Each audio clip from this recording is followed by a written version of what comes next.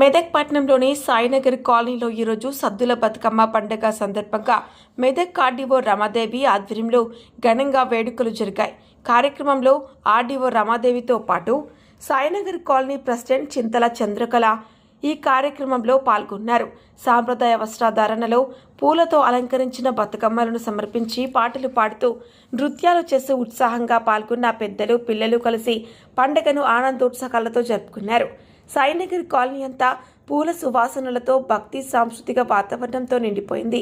అధికారులు, ప్రజాప్రతినిధులు, కాలనీ వాసులు కలిసి సద్దుల బతుకమ్మ పండుగను విశేషంగా జరిపారు. దృశ్యం న్యూస్ సిల్వర్ రాజేష్, మెదక్ జిల్లా ప్రతినిధి. నమస్కారం, నేను ఆర్డీఓ మెదక్. నా పేరు రమాదేవి.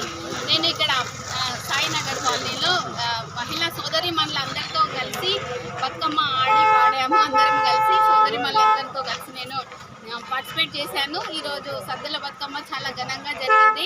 మహిళా సోదరి మనులందరికీ కూడా నా యొక్క ప్రత్యేక కృతజ్ఞతలు.